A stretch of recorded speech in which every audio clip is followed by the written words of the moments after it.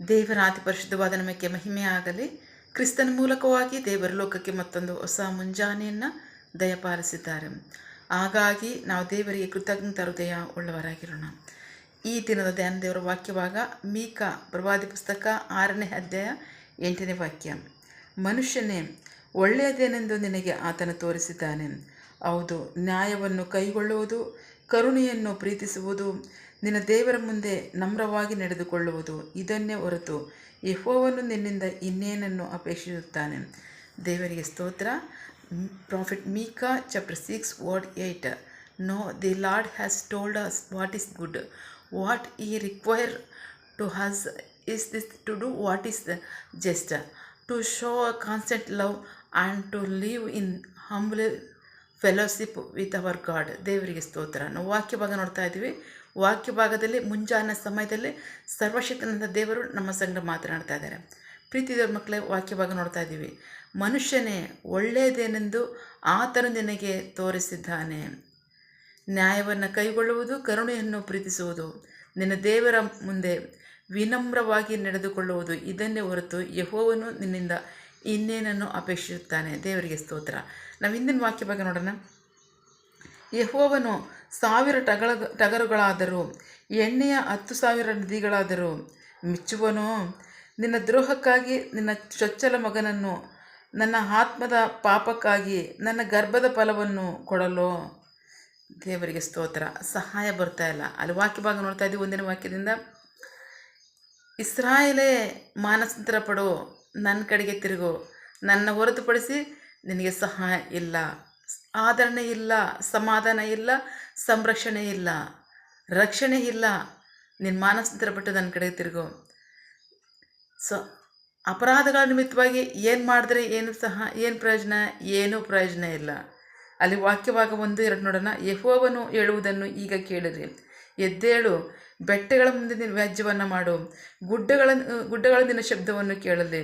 ಬೆಟ್ಟಗಳೇ, ಭೂಮಿಯ ಬಲವಾದ ಅಸ್ಥಿವಾರಗಳಾದ ಬಂಡೆಗಳೇ, ಯೆಹೋವನ ವ್ಯಾಜ್ಯವನ್ನು ಕೇಳಿರಿ. ಏಕೆಂದರೆ ಯೆಹೋವನಿಗೆ ತನ್ನ ಜನರ ಸಂಗಡ ವ್ಯಾಜ್ಯ ಉಂಟು. ಆತನು ಇಸ್ರಾಯೇಲ್ನ ಸಂಗಡ ಅಪಾದನೆ ಮಾಡುತ್ತಾನೆ. ದೇವರಿಗೆ ಸ್ತೋತ್ರ. ಇರಬೇಕಾದ್ರೆ ಸಹಾಯ ಇಲ್ಲ, ರಕ್ಷಣೆ ಇಲ್ಲ, ಆದರಣೆ ಇಲ್ಲ. ಕಷ್ಟ ಸಂಕಟ ಇದೆ, ಸಹಾಯ ಬರ್ತಾ ಇಲ್ಲ, ಗೋಳಾಡ್ತಾ ಇದ್ದಾರೆ, ಕಣ್ಣೀರಿಡ್ತಾರೆ. ಆದರೆ ವಾಕ್ಯ ಭಾಗದಲ್ಲಿ ದೇವರು ಹೇಳ್ತಾ ಇದ್ದಾರೆ, ನಾನು ನಿಮಗೆ ಮಾಡಿರ್ತಕ್ಕಂಥ ಸಹಾಯಗಳನ್ನ ನೀವು ನೆನೆಸ್ಕೊಳ್ರಿ. ಈಜಿಪ್ಟ್ ದೇಶದಿಂದ ನಿಮ್ಮನ್ನು ಹೊರಗೆ ತರಬೇಕಾದ್ರೆ ನಿಮ್ಮ ಮುಂದೆ ನಾನು ಮೋಶೆಯನ್ನು, ಆರೋನನ್ನು, ಮಿರ್ಯಾಮಳನ್ನು ನಡೆಸಲಿಲ್ವೋ? ನಿಮಗೆ ನಾಯಕರಾಗಿ ನಿಮಗೇನಾದರೂ ಕಷ್ಟ ಉಂಟಾಯ್ತೋ, ಸಂಕಟ ಉಂಟಾಯ್ತೋ? ಇಲ್ಲ.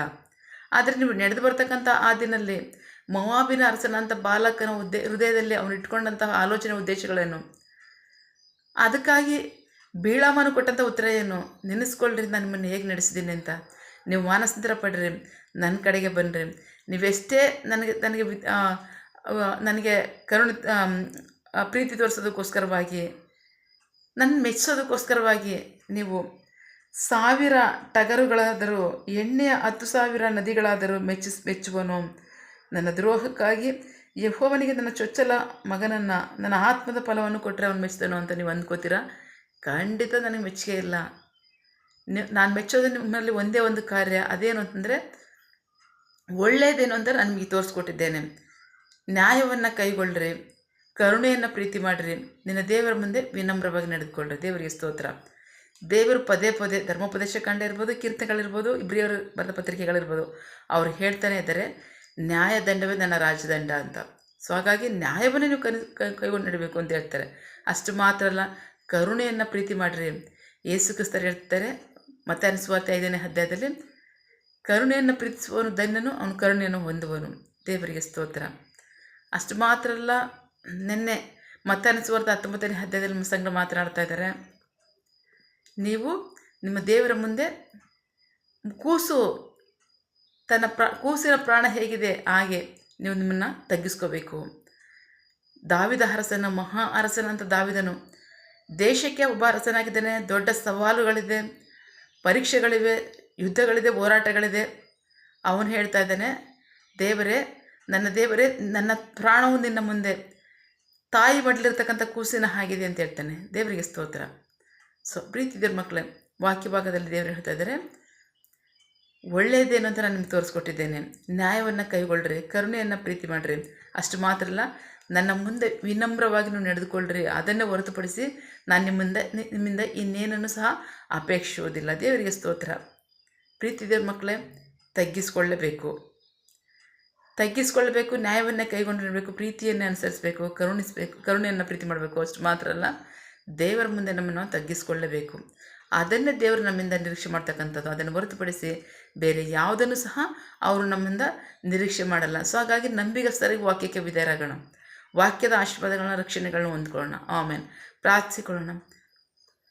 ಸಕಲ ಸೃಷ್ಟಿಕರ್ತನೇ, ಸರ್ವಾಧಿಕಾರಿಯ ಸಾರ್ವಭೌಮನೇ, ಉನ್ನತನೇ, ಮಹೋನ್ನತನೇ, ಮಹಾಪರಿಶುದ್ಧನೇ, ಪ್ರೀತಿ ಸ್ವರೂಪನೇ, ನೀತಿವಂತನೇ, ಅಧಿಪತಿ, ಸೇನಾಧೀಶ್ವರನೇ, ಇರುವಾತನೇ, ಸರ್ವವ್ಯಾಪಿಸಪ್ಪ, ಈ ದಿನ ವಾಕ್ಯಗಳ ಮೂಲಕವಾಗಿ ನಮ್ಮ ಸಂಗಡ ಮಾತಾಡಿದಂತಹ ನಿಮ್ಮ ಪ್ರೀತಿಗಾಗಿ, ನಂಬಿಗಸ್ತಿಗೆ ನಿಮಗೆ ಸ್ತೋತ್ರ. ಖಚಿತವಾಗಿ ನಮ್ಮ ಸಂಗಡ ನೀವು ಮಾತನಾಡಿದ್ದೀರಾ, ನಮಗೆ ಬೋಧಿಸಿದ್ದೀರಾ, ನಮಗೆ ಬರೆದಿಟ್ಟಿದ್ದೀರಾ.